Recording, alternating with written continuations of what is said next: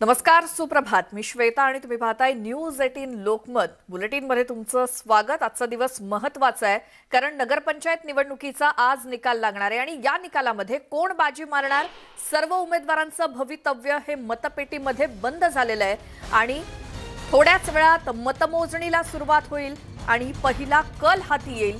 News 18 लोकमतवरती सर्वात जलद निकाल तुम्हाला पाहता येणार आहे.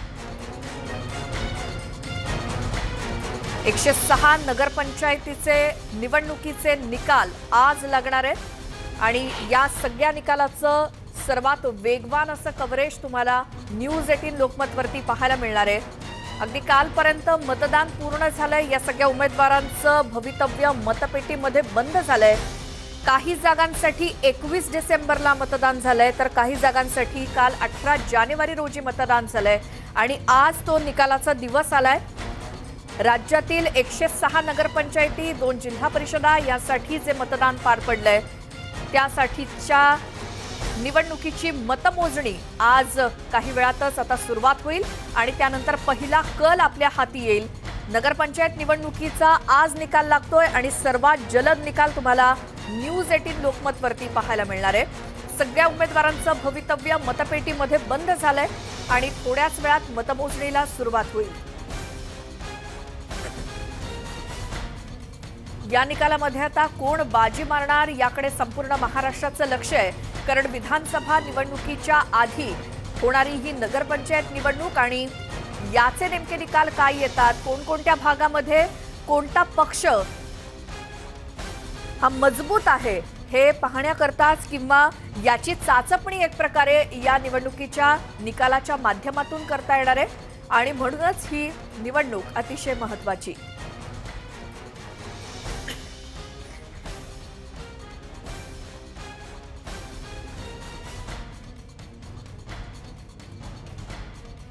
नागपुरातून आपण थेट जाऊयात, तिकडचा आढावा घेऊयात. आमचे प्रतिनिधी तुषार कोहळे आपल्या सोबत जोडले गेलेत.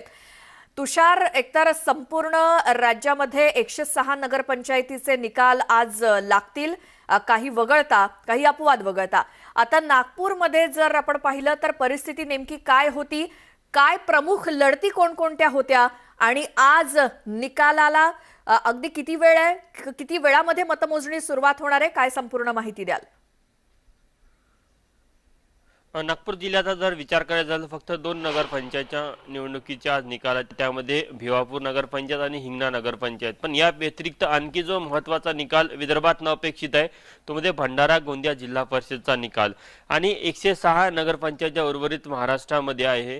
त्याच्या देखील निकालाची जी मतमोजणी आहे त्याला 10 वाजता सुरुवात होणार आहे. साधारण 11:30-12 पर्यंत जवळपास चित्र स्पष्ट होणार आहे कारण की नगरपंचायतचे जे वार्ड किंवा मतदार संघ असतात ते अत्यंत छोटे असतात. त्यामुळे अगदी 30 40 मिनिटांमध्ये एका वार्डाचे निकाल घोषित होतात. त्यामुळे 11:30-12 पर्यंत पूर्ण महाराष्ट्राच्या निकालाचं चित्र स्पष्ट होणार आहे. आजचा निकाल यासाठी देखील महत्त्वाचा आहे कारण की महाराष्ट्रामध्ये दुसरा टप्पा सुरू आहे. म्हणजे एकूण 4 टप्प्यामध्ये स्थानिक स्वराज्य संस्थांच्या निवडणुका होतात, त्यातला हा दुसरा टप्पा आहे. 2 महिने आधी नगर परिषदेच्या निवडणुका झाल्या होत्या, तो पहिला टप्पा होता. आता हा दुसरा टप्पा आहे. तिसऱ्या टप्प्यामध्ये मुंबई असेल, नागपूर असेल यासारख्या मोठ्या महानगरपालिकांचा निकाल आणि मग चौथ्या टप्प्यामध्ये उर्वरित जिल्हा परिषदचा निकाल.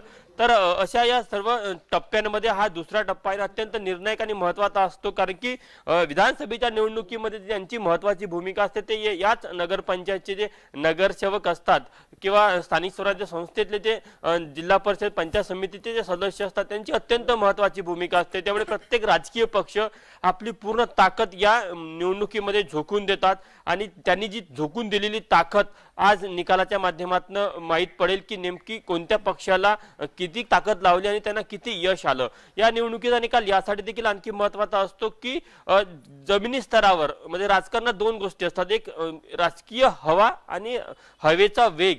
तर आपल्याला राजकारणातली हवा काय जमिनी स्तरावरती याचा एक अंदाज येऊन जाईल.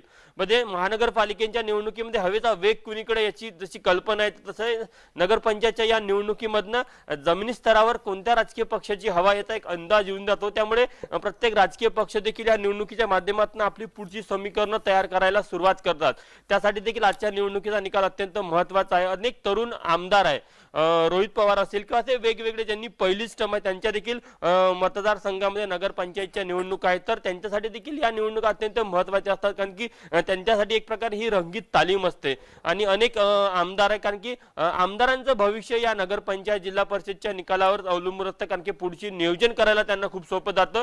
त्यामुळे आज 10 वाजतापासून मतमोजणीला सुरुवात होणार आहे आणि 11:30-12 पर्यंत संपूर्ण महाराष्ट्राचं चित्र स्पष्ट होणार आहे की महाराष्ट्राच्या जनतेने कौल कोणाला दिला आणि सध्या महाराष्ट्रामध्ये हवेचा वेग जो राजकीय हवा आहे त्या राजकीय हवा कोणाच्या बाजूने आहे। बरोबर तुषार, आणि संपूर्ण विदर्भाचा आपण विचार केला, मात्र एकट्या नागपूर जिल्ह्याबद्दल म्हटलं तर मग चंद्रशेखर बावनकुळे किंवा सुनील केदार या सगळ्या नेत्यांनी तिथे ताकद लावलेली होती।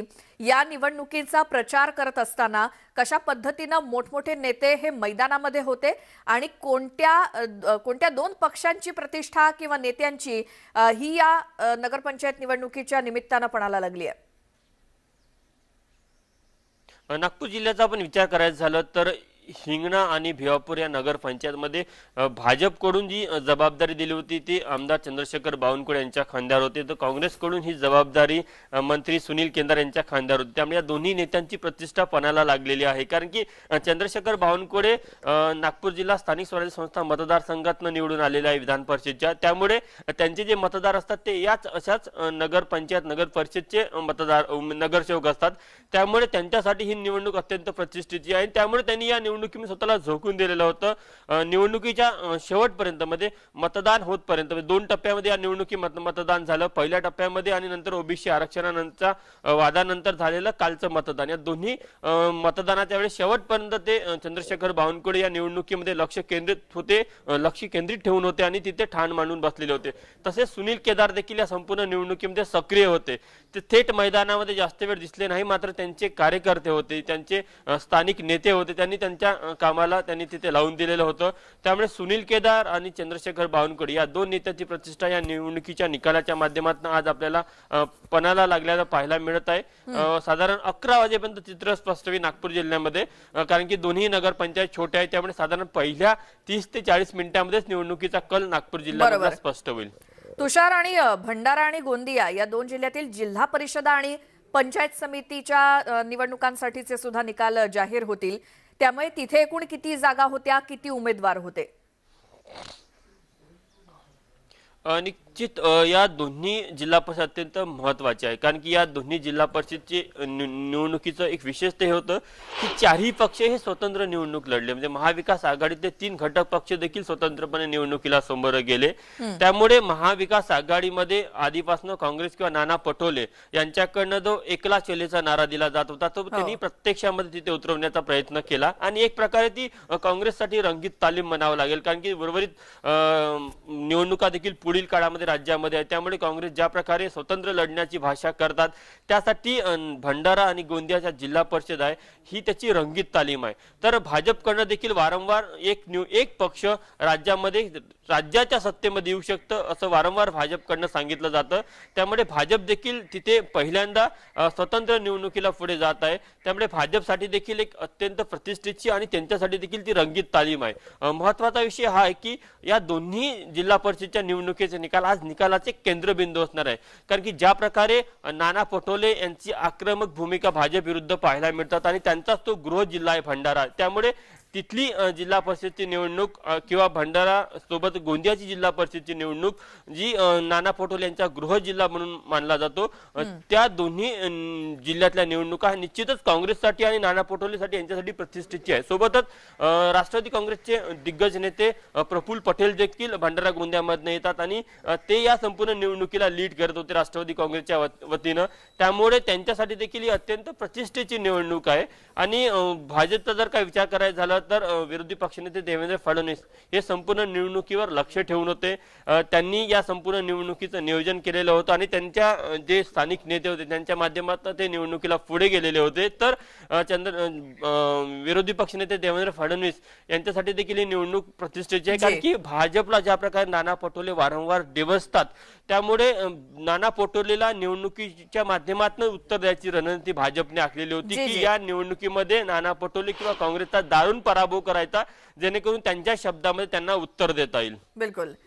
तुषार, आणि हा सगळा संपूर्ण विदर्भातला आपण आढावा घेतला. थोडंसं थांबवते तुम्हाला, कारण आपण आता बीड जिल्ह्यामध्ये जाणार आहोत. तिथून आपले प्रतिनिधी सुरेश जाधव आपल्या सोबत जोडले गेलेत. सुरेश, बीड जिल्ह्यामध्ये एकूण किती नगरपंचायतींचे त्यासाठी मतदान झालेलं होतं आणि ज्याचे आज निकाल येणार आहेत? किती जागा होत्या, किती उमेदवार त्यासाठी होते, आणि आता ओबीसींचं राजकीय आरक्षण रद्द झाल्यानंतर झालेली ही निवडणूक, त्यामुळे त्याचा कसा परिणाम दिसून येईल असा अंदाज?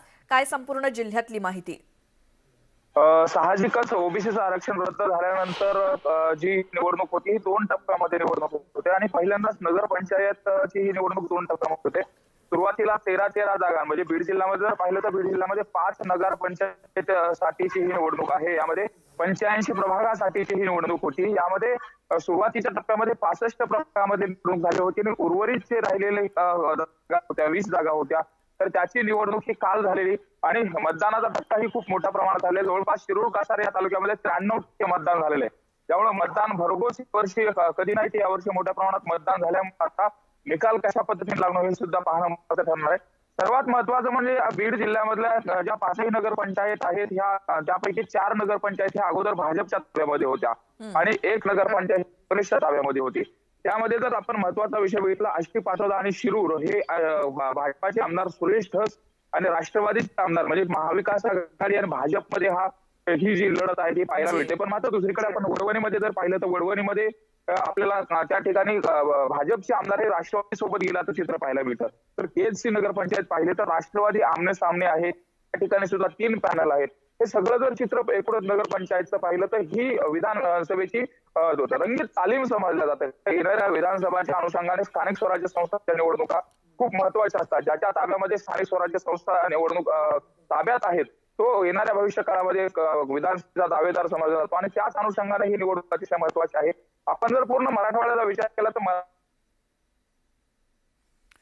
सुरेश यांच्याशी संपर्क तुटलाय, मात्र आपण बीड जिल्ह्यातला आढावा घेत होतो आणि बीडमध्ये एकूणच कोणकोणत्या भागामध्ये एकूण 5 नगरपंचायती आणि त्यासाठी टिचून मतदान झाले असं आमच्या प्रतिनिधींनी सांगितलं. कधी झालेलं नव्हतं इतकं मतदान हे यावेळी बीड जिल्ह्यामध्ये झालेलं आहे. त्यामुळे आता त्याचे निकाल काय लागतात किंवा हे वाढीव मतदान आणि त्याचे नेमके परिणाम काय दिसतात हे आपल्याला थोड्या वेळातच कळेल. थोड्याच वेळात मतमोजणीला सुरुवात होईल आणि साधारण एक 12 वाजेपर्यंत संपूर्ण निकाल आपल्या हाती येतील असा देखील एक अंदाज आहे. हे सगळे निकाल जलद तुम्हाला न्यूज 18 लोकमत वरती पाहायला मिळणार आहेत. पुन्हा आपले प्रतिनिधी सुरेश जाधव बीड मधून आपल्या सोबत जोडले गेलेत. सुरेश, एकतर धनंजय मुंडे यांनी आपल्या वेगवेगळ्या प्रचार सभांमध्ये मुंडे भगिनींवरती टीका केलेली होती किंवा वेगवेगळ्या नगरपंचायतींच्या जागांसाठी अगदी केंद्रीय मंत्री किंवा केंद्रातले नेते सुद्धा प्रचारासाठी उतरलेले होते. तर ते संपूर्ण काय सांगाल? बीड जिल्ह्यामध्ये चुरशीचं मतदान तसं पाहिलं तर ही जी लढत आहे ही लढत पंकजा मुंडे आणि धनंजय मुंडे यांच्यामध्ये पाहायला मिळते. भाजपच्या राष्ट्रीय सचिव पंकजा मुंडे या प्रत्यक्ष निवडणुकीच्या प्रचारामध्ये होत्या. खासदार प्रीतम मुंडे या सुद्धा निवडणुकीच्या प्रचारात होत्या आणि राष्ट्रवादीकडून महाविकास आघाडीकडून जी कमान सांभाळली जात होती ती धनंजय मुंडे यांच्याकडून सांभाळली जात होती. आणि आपण जर पाहिलं तर या 5ही नगरपंचायतमध्ये धनंजय मुंडे यांच्या 2-2, 3-3 सभा झालेल्या आहेत.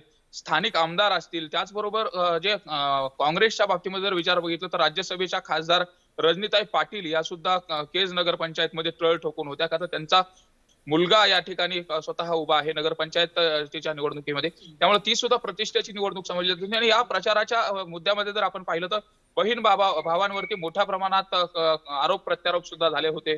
32 नंबरचं खातं आहे असं पंकजा मुंडेंनी टीका केली होती. तर धनंजय मुंडे यांच्याकडून जर आपण पाहिलं तर तुमच्याकडे 4-4, 5-5 खाते होते. मात्र त्या कालावधीमध्ये बीडच्या नगरपंचायतीसाठी विकास निधी आणला नाही असा देखील आरोप धनंजय मुंडे यांनी केला होता. त्यामुळे साहजिकच या ज्या निवडणुकांमध्ये जे आरोप प्रत्यारोपाचं राजकारण झालं होतं आणि त्यानंतरची ही निवडणूक आता निकाल कशा पद्धतीने लागतोय याकडे सर्वांचं लक्ष लागलेलं आहे. आणि विशेष म्हणजे फक्त बीड जिल्ह्यापुरतच नाही तर मराठवाड्यामध्ये धनंजय मुंडे यांनी मोठ्या प्रमाणात सभा केल्या होत्या आणि त्या सभांमधून आता महाविकास आघाडी त्याचबरोबर भाजप किती नगरपंचायत ताब्यामध्ये घेण्यासाठी यशस्वी होते हे देखील पाहणं महत्त्वाचं ठरणार आहे. बरोबर सुरेश. आणि फक्त बीडच नाही तर मराठवाड्यामध्ये जालना असेल किंवा उस्मानाबाद या ठिकाणी सुद्धा अगदी राज्याचे आरोग्य मंत्री राजेश टोपे हे देखील संपूर्ण या निवडणुकीच्या प्रचारामध्ये होतेच किंवा त्यांची देखील प्रतिष्ठा या निवडणुकीच्या माध्यमातून पडायला लागली आहे. खास करून जालन्याचा विचार केला तर उस्मानाबादमध्ये किती जागा, जालन्यामध्ये किती नगरपंचायतींसाठी ही निवडणूक, त्याबद्दल काय? जालन्यामध्ये 5 नगरपंचायतची निवडणूक होतोय आणि साहजिकच त्या ठिकाणी पालकमंत्री आणि आरोग्यमंत्री असल्या कारणानं राजेश टोपे यांची प्रतिष्ठा पणाला लागलेली आहे. आणि विशेष म्हणजे महाविकास आघाडीमध्ये असल्या कारणानं आता ही निवडणूक 3 पक्ष एकत्रित येऊन लढतायत काही ठिकाणी. आणि स्थानिक स्वराज्य संस्थांच्या बाबतीमध्ये बऱ्याच वेळेस स्थानिक पातळीवरचं जे राजकारण असतं ते पक्षविरहित राजकारण समजलं जातं. बऱ्याच वेळेस वेगवेगळे पक्षाचे गट एकमेकाला सहकार्य करतात. जसं की आता आपण उस्मानाबादचं सुद्धा पाहिलं. उस्मानाबाद मध्ये 2 नगरपंचायतसाठी निवडणुका होत आहेत. त्या ठिकाणी कधी नव्हे ते MIM ने राष्ट्रवादीला पाठिंबा दिल्याचं चित्रही त्या ठिकाणी पाहायला मिळतं. नांदेडमध्ये जर पाहिलं तर नांदेडमध्ये 3 नगरपंचायतसाठी निवडणुका होत आहेत आणि त्या ठिकाणी सुद्धा अशोक चव्हाण असतील यांचीही सुद्धा प्रतिष्ठा पणाला लागलेली आहे. त्यामुळे एकूणच जर मराठवाड्याचं चित्र पाहिलं तर बीडमध्ये 5, जालन्यामध्ये 5, नांदेडमध्ये 3 आणि उस्मानाबादमध्ये 2 अशा ज्या नगरपंचायती आहेत त्या नगरपंचायतीसाठी हे मतदान झालेलं आहे. आणि ओबीसी आरक्षणानंतर महत्वाचा भाग म्हणजे ओबीसी आरक्षणाच्या स्थगितीनंतरची ही निवडणूक आहे. त्यामुळे साहजिकच याच्यामधून जे येणारे परिणाम आहेत, ओबीसी आरक्षणाच्या जागेवरती जे इतर उमेदवारांना उभा केलं गेलं आहे त्यामुळे हा जो निकाल आहे हा निकाल साहजिकच वेगळा असणार आहे.